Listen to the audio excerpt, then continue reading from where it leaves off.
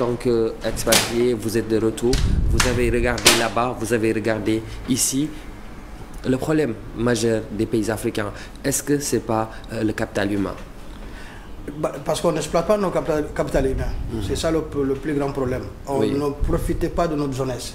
Vous savez, dans un pays, son premier ressource, c'est sa jeunesse.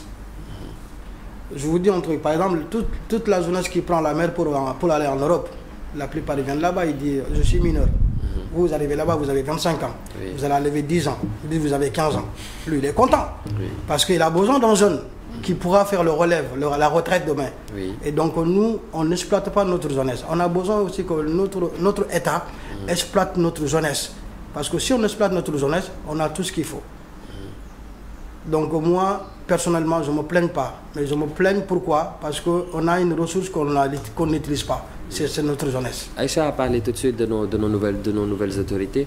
C'est vrai qu'ils ont lancé des projets. On nous parle du pôle territoire sud-est qui fait référence à Tamba. Est-ce que vous avez eu le temps de regarder le pôle Tamba, regarder quelles sont les potentialités, quelles sont les offres que les autorités vont faire par rapport à Tambacounda?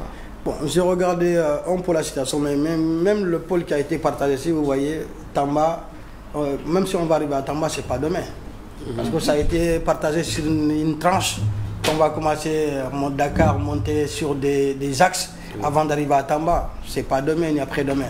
Donc c'est pour cela que je dirais que normalement, et Tamba c'est une zone même déjà, comme on a dit, il a lancé l'autoroute de l'eau là.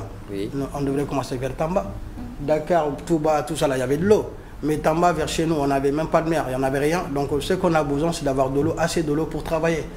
Là, cette année, j'ai vu que là, vers Bakel ou je ne sais pas où, donc il est en train de faire de l'arachide là actuellement. On a l'arachide fraîche, on a du maïs parce qu'ils ont de l'eau. Vous savez, normalement, en termes de l'agriculture, on ne doit pas avoir de saison. Moi, j'ai vu qu'en Afrique, on a des saisons sur des trucs. Mais en Europe, il n'y a pas de saison.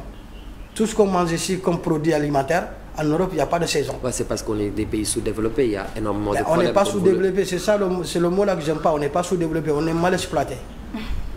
Donc il faut qu'on se dise la vérité. Si on est sous-développé, le pays sous-développé, il ne faut pas citer beaucoup en Afrique.